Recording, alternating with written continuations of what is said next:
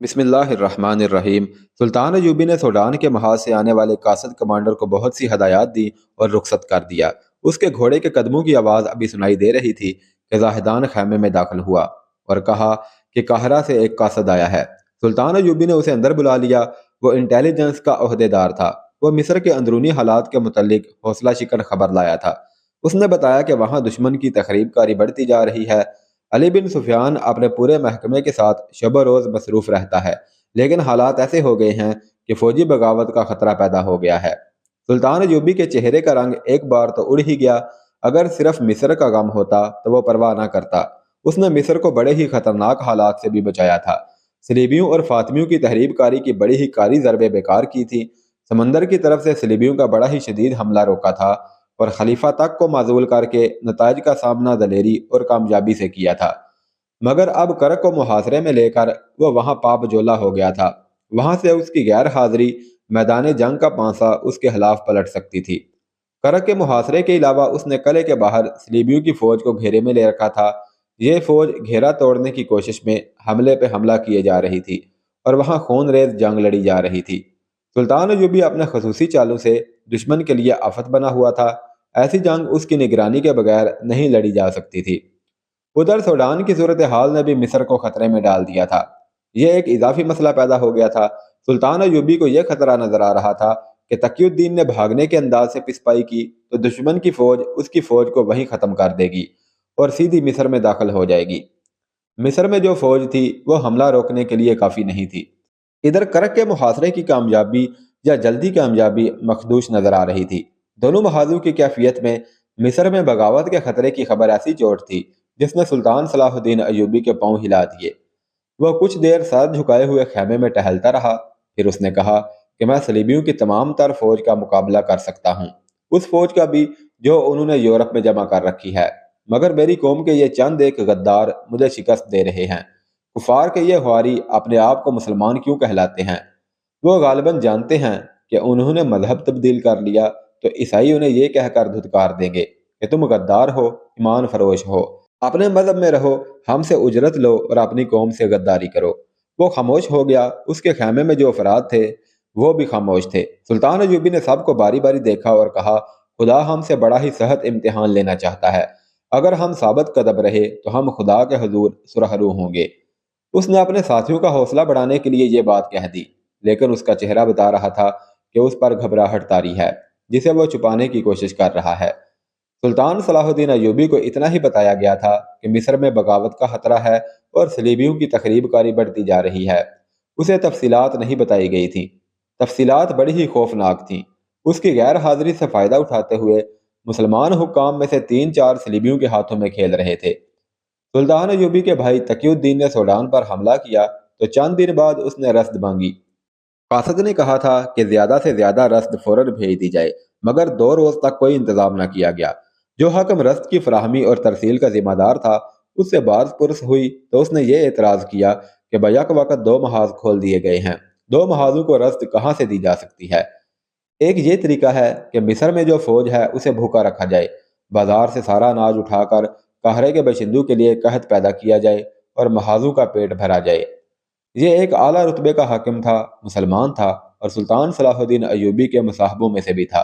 اس کی نیت پر شک نہیں کیا جا سکتا تھا۔ اس کی بات سچ مان لی گئی کہ اناج وغیرہ کی واقعی کمی ہے، تاہم اسے کہا گیا کہ جس طرح ہو سکے محاذ پر لڑنے والے فوجیوں کی رسد ضرور پہنچے۔ اس حاکم نے انتظام کر دیا، مگر 2 اور دن ضائع کر دیے۔ 5ویں روز رسد کا قافلہ روانہ ہوا۔ یہ اونٹوں اور خچروں کا بڑا ہی لمبا قافلہ تھا۔ مشورہ دیا گیا کہ قافلے کے ساتھ فوج کا ایک گھوڑ سوار دستہ حفاظت کے لیے بھیجا جائے۔ اسی حاکم نے جو رسد فراہم کرنے کا ذمہ دار تھا فوج کا دستہ بھیجنے پر اعتراض کیا اور جواز یہ پیش کیا کہ تمام راستہ محفوظ ہے، اس کے علاوہ مصر میں فوج کی ضرورت ہے۔ چنانچہ رسد حفاظتی دستے کے بغیر بھیج دی گئی۔ روانگی کے 6 روز بعد اطلاع آ گئی کہ رسد راستے میں ہی سوڈان میں دشمن کی گھات میں آ گئی ہے۔ سوڈانی بما جانوروں کے رسد لے گئے ہیں اور انہوں نے شتر بانو کو قتل کر دیا ہے۔ قاہرہ ہیڈ کوارٹر کے بالائی حکام پریشان ہو گئے۔ رسد کا ضائع ہو جانا معمولی سی چوٹ نہیں تھی۔ سوڈان کے میدان جنگ میں فوج کی ضرورت کا احساس ان کے پریشانی میں اضافہ کر رہا تھا۔ انہوں نے ذمہ دار حاکم سے کہا کہ وہ فوری طور پر اتنی ہی رسد کا انتظام کرے۔ اس نے کہا کہ منڈی میں اناج کی قلت ہو گئی ہے، تاجروں سے کہا جائے کہ اناج مہیا کریں۔ تاجروں سے بات ہوئی تو انہوں نے اپنے گودام کھول کر دکھا دیے، سب خالی تھے۔ گوشت کے لیے ایک بھی دمبا، بکرا، بیل، گائے یا کوئی اور جانور نظر نہیں آتا تھا۔ معلوم ہوا کہ مصر میں جو فوج ہے اسے بھی پورا راشن نہیں مل رہا، جس سے فوجوں میں بے اطمینانی پھیل رہی ہے۔ تاجروں نے بتایا کہ دیہات سے مال آ ہی نہیں رہا۔ علی بن سفیان کی جاسوسی کا انتظام بڑا ہی اچھا تھا۔ یہ انکشاف جلدی ہو گیا کہ باہر کے لوگ دیہات میں آتے ہیں اور وہ اناج اور بکرے وغیرہ منڈی کی نسبت زیادہ دام دے کر خرید لے جاتے ہیں۔ اس کا مطلب یہ تھا کہ اناج وغیرہ ملک سے باہر جا رہا تھا۔ تب سب کو یاد آیا کہ 3-4 سال قبل سلطان ایوبی نے مصر کی پہلی فوج کو، جس میں سوڈانی باشندوں کی اکثریت تھی، بغاوت کے جرم میں توڑ کر اس کے افسروں اور سپاہیوں کو سرحد کے ساتھ ساتھ قابل کاشت اراضی دے کر کاشتکار بنا دیا تھا۔ وہ لوگ اب مصری حکومت کو اور منڈیوں کو اناج دیتے ہی نہیں تھے۔ یہ سوڈان پر حملے کا رد عمل تھا۔ یہ انقلاب 6-7 دنوں میں آ گیا تھا۔ اناج کی فراہمی کا کام فوج کو سونپا گیا۔ دن رات کی بھاگ دوڑ سے تھوڑا سا اناج ہاتھ آیا جو فوج کی حفاظت میں سوڈان کے محاذ کو روانہ کر دیا گیا۔ بلائی حکام کے لیے رزق کا مسئلہ بہت ٹیڑھا ہو گیا۔ اس سے پہلے ایسی قلت کبھی نہیں ہوئی تھی۔ انہیں یہ ڈر بھی تھا کہ سلطان ایوبی نے رزق مانگ لی تو کیا جواب دیں گے۔ سلطان ایوبی کبھی بھی تسلیم نہیں کرے گا کہ مصر میں اناج کا قحط پیدا ہو گیا ہے۔ اس مسئلے کا حل تلاش کرنے کے لیے 3 حکام کی ایک کمیٹی بنائی گئی۔ ان میں انتظامیہ کے بڑے عہدے کا ایک حاکم سلیم الادریس تھا۔ اس دور کی غیر مطبوعہ تحریروں کے مطابق الادریس اس کمیٹی کا سربراہ تھا۔ دوسرے 2 اس سے ایک ہی درجہ کم عہدے کے غیر فوجی یعنی شہری انتظامیہ یعنی پولیس کے حاکم تھے۔ رات کے وقت یہ تینوں پہلے اجلاس میں بیٹھے تو 2 نے الادریس سے کہا کہ سلطان ایوبی نے 2 محاذ کھول کر سخت غلطی کی ہے اور تقی الدین ہاری ہوئی جنگ لڑ رہا ہے۔ فلسطین مسلمانوں کی سرزمین ہے، سلیم الادریس نے کہا۔ ہم سے حقیقت چھپائی جا رہی ہے، دوسرے نے کہا۔ صلاح الدین ایوبی قابل قدر شخصیت ہے، لیکن آپس میں سچ بات کرنے سے ہمیں ڈرنا نہیں چاہیے۔ ایوبی کو ملک گیری کی ہوس چین سے بیٹھنے نہیں دے رہی۔ وہ ایوبی خاندان کو شاہی خاندان بنانا چاہتا ہے۔ صلیبیوں کی فوج ایک طوفان ہے، ہم اس کا مقابلہ نہیں کر سکتے۔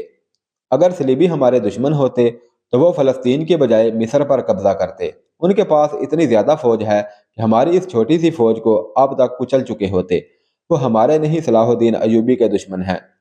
آپ کی باتیں میرے لیے ناقابل برداشت ہیں، الادریس نے کہا۔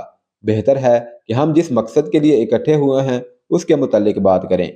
یہ باتیں میرے لیے بھی ناقابل برداشت ہیں، ایک نے کہا، لیکن ایک آدمی کی خواہشات پر ہمیں پوری قوم کے مفاد کو قربان نہیں کرنا چاہیے۔ آپ دونوں محاذوں کے لیے رزق کی بات کرنا چاہتے ہیں۔ رزق کی حالت آپ نے دیکھ لی ہے کہ نہیں مل رہی۔ سوڈان کا محاذ ٹوٹ رہا ہے۔ میں نے یہ سوچا ہے کہ ہم اس محاذ کی رستے روک لیں۔ اس سے یہ فائدہ ہوگا کہ تقی الدین پیچھے ہٹ آئے گا اور فوج مرنے سے بچ جائے گی۔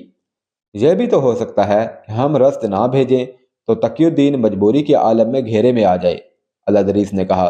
ایسا بھی ہو سکتا ہے کہ ہماری فوج دشمن کے آگے ہتھیار ڈال دے۔ آپ کیا سوچ کر یہ باتیں کر رہے ہیں؟ سلیم الادریس نے پوچھا۔ میری سوچ بڑی صاف ہے، اس نے جواب دیا۔ صلاح الدین ایوبی ہم پر فوجی حکومت ٹھوسنا چاہتا ہے۔ وہ صلیبیوں سے مسلسل محاذ آرائی کر کے قوم کو بتانا چاہتا ہے کہ قوم کی سلامتی کی ضامن صرف فوج ہے اور قوم کی قسمت فوج کے ہاتھ میں ہے۔ اگر سلطان ایوبی امن پسند ہوتا تو صلیبیوں اور سوڈانیوں کے ساتھ جنگ نہ کرنے اور صلح جوئی سے رہنے کا معاہدہ کر لیتا۔ الادریس سے ٹپٹا اٹھا۔ وہ سلطان ایوبی کے خلاف اور صلیبیوں کی حمایت میں کوئی بات سننا نہیں چاہتا تھا۔ اجلاس میں گرما گرمی ہو گئی۔ کمیٹی کے 2 ممبر اسے بات بھی نہیں کرنے دے رہے تھے۔ اس نے آخر تنگ آ کر کہا، میں اجلاس برخاست کرتا ہوں۔ کل ہی میں آپ کی رائے اور تجاویز قلم بند کر کے محاذ پر امیر مصر کو بھیج دوں گا۔ وہ غصے میں اٹھ کھڑا ہوا۔ ایک ممبر وہاں سے چلا گیا۔ دوسرا، جس کا نام ارسلان تھا، الادریس کے ساتھ رہا۔ ارسلان کا شجرہ نسب سوڈانیوں سے ملتا تھا۔ اس نے الادریس سے کہا، آپ شخصیت پرست اور جذباتی مسلمان ہیں۔ میں نے حقیقت بیان کی اور آپ ناراض ہو گئے۔ میں اب آپ کو یہ مشورہ دیتا ہوں کہ میرے خلاف صلاح الدین ایوبی کو کچھ نہ لکھنا، آپ کے لیے اچھا نہ ہوگا۔ اس کے لہجے میں چیلنج اور دھمکی تھی۔ الادریس نے اس کی طرف سوالیہ نگاہوں سے دیکھا تو ارسلان نے کہا، اگر آپ پسند فرمائیں تو میں آپ کے ساتھ علیحدہ میں بات کروں گا۔ یہی کر لو، الادریس نے کہا۔ میرے گھر چلیں، ارسلان نے کہا۔ کھانا میرے ساتھ کھائیں، مگر یہ خیال رکھیں کہ یہ ملاقات ایک راز ہوگی۔ الادریس اس کے ساتھ اس کے گھر چلا گیا۔ اندر گیا تو اسے یوں لگا جیسے کسی بادشاہ کے محل میں آ گیا ہو۔ ارسلان اتنی زیادہ اونچی حیثیت کا حاکم نہیں تھا۔ دونوں کمرے میں بیٹھے ہی تھے کہ ایک خوبصورت لڑکی نہایت خوبصورت سراہی اور چاندی کے 2 پیالے چاندی کے گول تھال میں رکھے ہوئے اندر آئی اور ان کے آگے رکھ دیا۔ الادریس نے بو سے جان لیا کہ یہ شراب ہے۔ اس نے پوچھا، ارسلان، تم مسلمان ہو اور شراب پیتے ہو؟ ارسلان مسکرا دیا اور بولا، ایک گھونٹ پی لیں، آپ اس حقیقت کو سمجھ جائیں گے جو میں آپ کو سمجھانا چاہتا ہوں۔ 2 سوڈانی حبشی اندر آئے، ان کے ہاتھوں میں چمکتی ہوئی تشتریوں میں کھانا تھا۔ کھانا لگ چکا تو الادریس حیرت سے ارسلان کو دیکھنے لگا۔ ارسلان نے کہا، حیران نہ ہوں محترم الادریس، یہ شان و شوکت آپ کو بھی مل سکتی ہے۔ میں بھی آپ کی طرح پارسا ہوا کرتا تھا، مگر اب اس طرح کی 2 لڑکیاں میرے گھر میں ہیں۔ دمشق اور بغداد کے امیروں اور وزیروں کے گھروں میں جا کر دیکھو، انہوں نے اس طرح کی حسین اور جوان لڑکیوں سے حرم بھر رکھے ہیں۔ وہاں شراب بہتی ہے۔ یہ لڑکیاں، یہ دولت اور یہ شراب صلیبیوں کی کرم نوازیاں ہیں۔ الادریس نے کہا، عورت اور شراب نے سلطنت اسلامیہ کی جڑیں کھوکھلی کر دی ہیں۔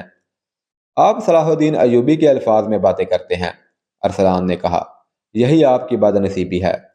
تم کیا کہنا چاہتے ہو؟ الادریس نے جھنجلا کر پوچھا۔ مجھے شک ہے کہ تم صلیبیوں کے جال میں آ گئے ہو۔ میں فوج کا غلام نہیں بننا چاہتا، ارسلان نے کہا۔ میں فوج کو غلام بنانا چاہتا ہوں۔ اس کا واحد طریقہ یہ ہے کہ سوڈان میں تقی الدین کو رزد اور کمک نہ دی جائے، اسے دھوکہ دیا جائے کہ کمک آ رہی ہے، اسے جھوٹی امیدوں پر لڑاتے رہو، حتیٰ کہ وہ ہتھیار ڈالنے پر مجبور ہو جائے۔ ظاہر ہے سوڈانی اسے قتل کر دیں گے اور اس کی فوج ہمیشہ کے لیے ادھر ہی ختم ہو جائے گی۔ ہم فوج کو شکست کا ذمہ دار ٹھہرا کر اسے قوم کی نظروں میں ذلیل کر دیں گے۔ پھر قوم صلاح الدین ایوبی کی فوج سے بھی متنفر ہو جائے گی۔ آپ میری بات سمجھنے کی کوشش نہیں کر رہے۔ آپ کو کوئی نقصان نہیں ہوگا، اس کا آپ کو اتنا اور ایسا معاوضہ ملے گا جس کا آپ تصور بھی نہیں کر سکتے۔ میں تمہارا مطلب سمجھ گیا ہوں، الادریس نے کہا۔ تم اتنی خطرناک باتیں اتنی دلیری سے کس طرح کر رہے ہو؟ کیا تم نہیں جانتے کہ میں تمہیں گرفتار کر کے غداری کی سزا دلا سکتا ہوں؟ صلاح الدین ایوبی میرے خلاف ایک لفظ نہیں سنے گا، ارسلان نے کہا۔ الادریس سٹپٹا اٹھا۔ وہ حیران تھا کہ اتنے بڑے عہدے کا حاکم کس قدر شیطان ہے اور وہ کتنی دلیری سے باتیں کر رہا ہے۔ دراصل الادریس خود مرد مومن تھا۔ وہ سمجھ ہی نہیں سکتا تھا کہ ایمان کو نیلام کر دینے والے ذلت کی کن پستیوں تک پہنچ سکتے ہیں۔ اس کے پاس ارسلان کو پابند کرنے اور راہ راست پر لانے کا ایک ہی ذریعہ تھا۔ وہ ارسلان کے عہدے سے زیادہ بڑے عہدے کا حاکم تھا۔ اس نے ارسلان سے کہا، میں جان گیا ہوں کہ تم کیا کہنا چاہتے ہو اور تم کیا کر رہے ہو۔ تم جس جرم کے مرتکب ہو رہے ہو اس کی سزا موت ہے۔ میں تمہیں یہ رعایت دیتا ہوں کہ 7 روز کے اندر اپنا رویہ درست کر لو اور دشمن سے تعلقات توڑ کر مجھے یقین دلا دو کہ تم خلافت بغداد اور اپنی قوم کے وفادار ہو۔ میں تمہیں رزق کی ذمہ داری سے سبکدوش کرتا ہوں۔ یہ انتظام ہم خود کر لیں گے۔ اگر مجھے ضرورت محسوس ہوئی تو میں تمہیں اس محل میں جو تمہیں صلیبیوں نے بنا دیا ہے نظر بند کر دوں گا۔ 7 دن بڑی لمبی رعایت ہے، کہیں ایسا نہ ہو کہ 8ویں روز تمہیں جلاد یہاں سے نکالے۔ الادریس اٹھ کھڑا ہوا۔ اس نے دیکھا کہ ارسلان مسکرا رہا تھا۔ ارسلان نے کہا، محترم الادریس، آپ کے 2 بیٹے ہیں، دونوں جوان ہیں۔ ہاں، الادریس نے کہا اور پوچھا، کیا ہے میرے بیٹوں کو؟ کچھ نہیں، ارسلان نے کہا، میں آپ کو یاد دلا رہا ہوں کہ آپ کے 2 جوان بیٹے ہیں اور یہی آپ کی کل اولاد ہے۔ الادریس اس اشارے کو سمجھ نہ سکا۔ اس نے کہا کہ شراب نے تمہارا دماغ خراب کر دیا ہے، اور وہ باہر نکل گیا۔ ارسلان کے گھر سے نکل کر الادریس علی بن سفیان کے گھر چلا گیا اور اسے ارسلان کی باتیں سنائیں۔ علی بن سفیان نے اسے بتایا کہ ارسلان اس کی مشتبہ فہرست میں ہے، لیکن اس کے خلاف کوئی ثبوت نہیں مل رہا، تاہم وہ جاسوسوں کی نظر میں ہے۔ الادریس بہت پریشان تھا اور حیران بھی کہ ارسلان اتنی دلیری سے غداری کا مرتکب ہو رہا ہے۔ علی بن سفیان نے اسے بتایا کہ وہ اکیلا نہیں، غداری منظم طریقے سے ہو رہی ہے۔ اس کے جراثیم فوج میں بھی پھیلا دیے گئے ہیں۔ اس وقت سب سے بڑا مسئلہ سوڈان کے محاذ کے لیے رزق کا تھا۔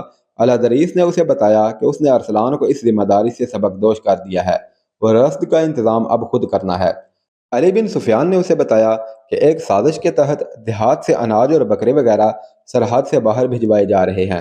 منڈی میں غلے اور دیگر سامان خورد و نوش کا مصنوعی قحط پیدا کر دیا گیا ہے۔ اس نے بتایا کہ اس نے اپنے جاسوسوں اور مخبروں کو یہ کام دے رکھا ہے کہ رات کو ادھر ادھر گھومتے رہا کریں، جہاں کہیں انہیں اناج کی ایک بوری بھی جاتی نظر آئے پکڑ لیں۔ طویل بات چیت کے بعد انہوں نے رزق کے انتظام کا کوئی طریقہ سوچ لیا۔ سلیم الادریس اس قومی مہم اور اپنے فرائض میں اس قدر مگن تھا کہ اس کے ذہن سے ارسلان کا یہ اشارہ نکل گیا کہ تمہارے 2 جوان بیٹے ہیں اور یہی تمہاری کل اولاد ہے۔ الادریس کو اپنے بیٹوں کے کردار پر بھروسہ تھا، مگر جوانی اندھی ہوتی ہے۔ قاہرہ میں سلطان ایوبی کی غیر حاضری میں بدکاری کی ایک لہر آئی تھی جس نے نوجوان ذہن کو لپیٹ میں لینا شروع کر دیا تھا۔ 2-3 سال پہلے بھی ایسی ہی ایک لہر آئی تھی جس پر جلدی ہی قابو پا لیا گیا تھا۔ اب یہ لہر زمین کے نیچے سے آئی اور کام کر گئی۔ یہ مختلف کھیل تماشوں کی صورت میں آئی، جن میں شوبدہ بازی اور کھیلوں کی صورت میں جوا بازی شامل تھی۔ یہ لوگ خیمے اور شامیانے تان کر تماشا دکھاتے تھے جس میں کچھ بھی قابل اعتراض نہیں تھا، مگر شامیانوں کے اندر خفیہ خیمے تھے جہاں اکیلے اکیلے نوجوان کو اشارے سے بلایا جاتا تھا۔ ان سے پیسے لے کر کپڑوں پر بنی ہوئی دستی تصویریں دکھانے کا کام لڑکیاں کرتی تھیں، جن کی مسکراہٹ اور انداز دعوت گناہ ہوتی تھی۔ وہی نوجوانوں کو تھوڑی تھوڑی حشیش پلائی جاتی تھی۔ یہ شرمناک اور خطرناک سلسلہ زمین کے اوپر بھی چل رہا تھا، مگر اسے کوئی پکڑ نہیں سکتا تھا۔ وجہ یہ تھی کہ جو کوئی یہ تصویریں دیکھ کر یا حشیش کا ذائقہ چکھ کر آتا تھا، وہ اپنے گناہ کو چھپائے رکھتا تھا۔ اس گناہ میں لذت ایسی تھی کہ جانے والے بار بار جاتے تھے۔ وہ اس لیے بھی باہر کسی سے ذکر نہیں کرتے تھے کہ اگر حکومت تک بات پہنچ گئی تو انہیں نشہ آور لذت سے محروم کر دیا جائے گا۔ اس لذت پرستی کا شکار نوجوان اور فوجی دونوں ہو رہے تھے۔ ان کے لیے درپردہ قہبہ خانے بھی کھول دیے گئے۔ کردار کشی کی یہ مہم کس قدر کامیاب تھی، اس کا جواب کرک کے قلعے میں صلیبیوں کی انٹیلیجنس اور نفسیاتی جنگ کا ماہر جرمن نژاد ہرمن اپنے حکمرانوں کو ان الفاظ میں دے رہا تھا۔ وہ کہہ رہا تھا کہ اسپین کے مصوروں نے جو تصویریں بنائی ہیں، یہ لوہے کے بنے ہوئے مردوں کو بھی مٹی کے بت بنا دیتی ہیں۔